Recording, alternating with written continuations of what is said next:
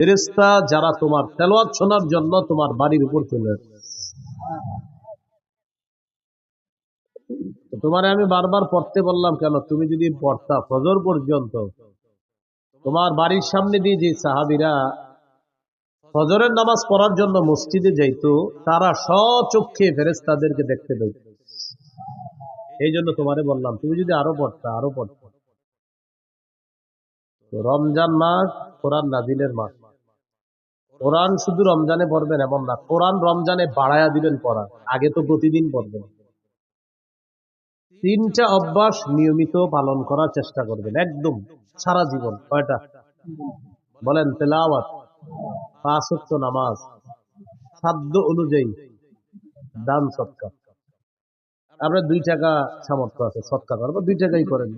নিয়মিত নিয়মিত তেলাওয়াত, নিয়মিত 5 ওয়াক্ত নামাজ তো পড়তেই হবে, ছাড়ার কোনো সুযোগ নেই। 3 নাম্বার, সাধ্য অনুযায়ী দান সদকা। এতে করে 2টা লাভ। 1 নাম্বার, আল্লাহ আপনাকে পরিপূর্ণ প্রতিদান দান করবেন। 2 নাম্বার, দুনিয়া আখেরাতে আপনার মর্যাদা আল্লাহ বাড়ায় দেবেন। রমজান মাস এটা হলো বরকতপূর্ণ মাস। নাসাইর হাদিস, রাসূলুল্লাহ সাল্লাল্লাহু আলাইহি সাল্লাম রমজান মাস আসলে সাহাবীদেরকে বলতেন, قد جاءكم رمضان شهر مبارك, তোমাদের কাছে রমজান এসেছে, বরকতপূর্ণ মাস। ফারাদাল্লাহু আলাইকুম সিয়ামাহ, এই মাসে রোজা রাখা আল্লাহ ফরজ করেছেন তোমাদের উপর। এই হাদিসে আসছে রমজান বরকতপূর্ণ মাস। রমজান মাস কোরআন নাজিলের মাস। সূরা বাকারার 185 নম্বর আয়াতে আল্লাহ বলেন, শাহরু রমাদানাল্লাযী উনজিলা ফীহিল কুরআন, রমজান মাস যেই মাসে কোরআন নাজিল করা হয়েছে। এই জন্য এখন থেকে প্রস্তুতি নেন কোরআন পড়ার। সারা বছর কোরআন পড়া, রমজানে কোরআন পড়া বাড়িয়ে দেওয়া। রমজান মাসে আপনারা তারাবির পরে রাতে একটু কোরআন পড়তে পারেন, সাহরির সময় একটু কোরআন পড়তে পারেন। সহিহ বুখারীর বর্ণনা, 5011 নম্বর হাদিস। এই হাদিসের মধ্যে আছে, কানা রাজুলুন ইয়াকরাউ সূরাতাল কাহফি, এক সাহাবী সূরা কাহফ তেলাওয়াত করতেছিলেন রাতের বেলা। ওয়া ইলা জানিবিহি হিসানুন মারবুতুন বিশাতামাইন, তার পাশে তার ঘোড়াটা বাঁধা। তিনি সূরা কাহফ তেলাওয়াত করতেছেন। ফাজআলা ফারাসুহু ইয়ানফির, তেলাওয়াতের সময় দেখে ওনার ঘোড়া লাফায়। সুবহানাল্লাহ, ঘোড়া লাফায়। তেলাওয়াত বন্ধ করলেন, ব্যাপারটা বুঝতে চাইলেন, দেখে তামাশাতু সাহাবা, আকাশের একখণ্ড মেঘ আইসা তার বাসার উপরে উপস্থিত। ঘোড়ার লাফানো যত বাড়ে, তেলাওয়াত যত বাড়ে, ঘোড়ার লাফানো তত বাড়ে। উনি তেলাওয়াত বন্ধ করে দিলেন, মেঘখণ্ডটা চলে গেল। সকালবেলা রাসূলুল্লাহ সাল্লাল্লাহু আলাইহি সাল্লামের কাছে এসে গত রাতের ঘটনাটি শোনাইলেন।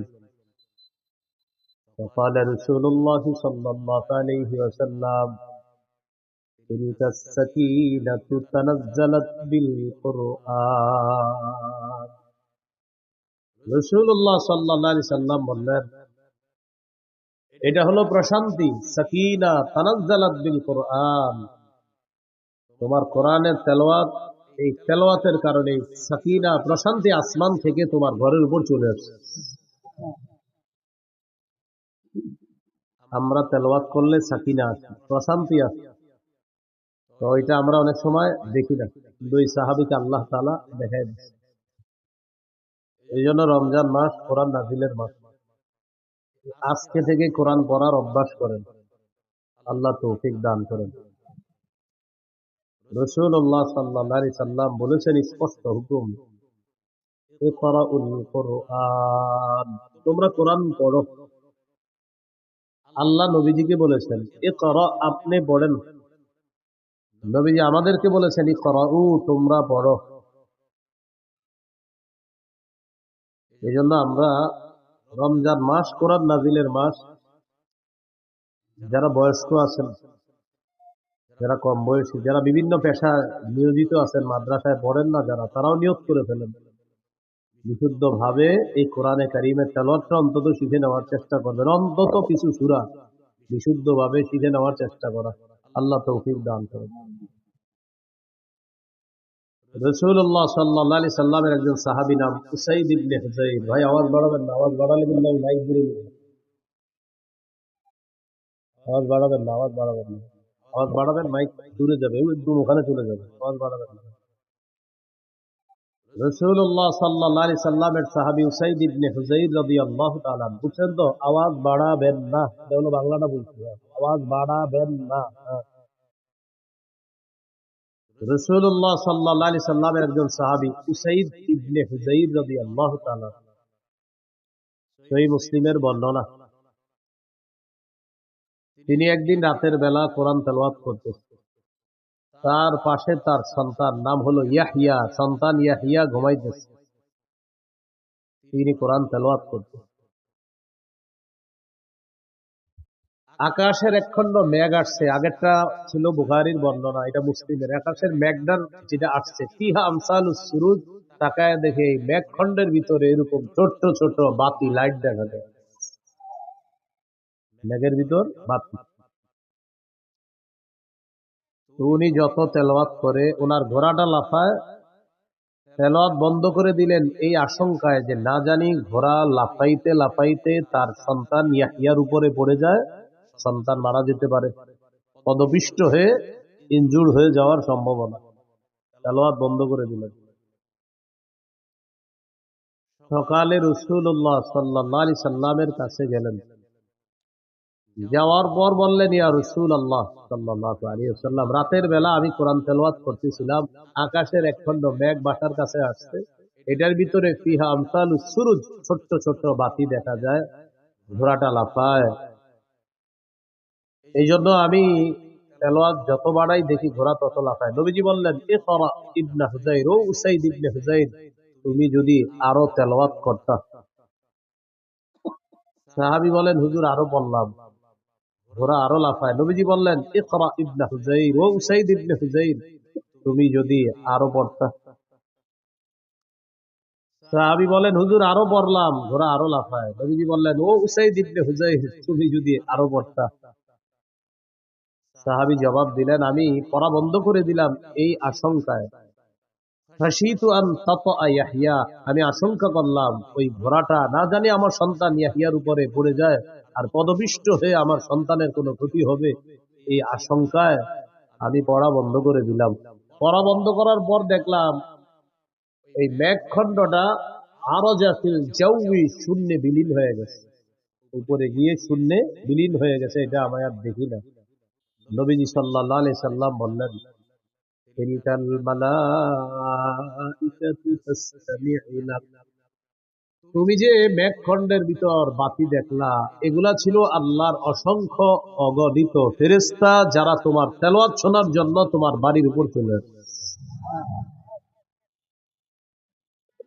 তোমারে আমি বারবার পড়তে বললাম কেন? তুমি যদি পড়তা ফজর পর্যন্ত, তোমার বাড়ির সামনে দিয়ে যে সাহাবীরা ফজরের নামাজ পড়ার জন্য মসজিদে যাইতো, তারা স্বচক্ষে ফেরেশতাদেরকে দেখতে পেত।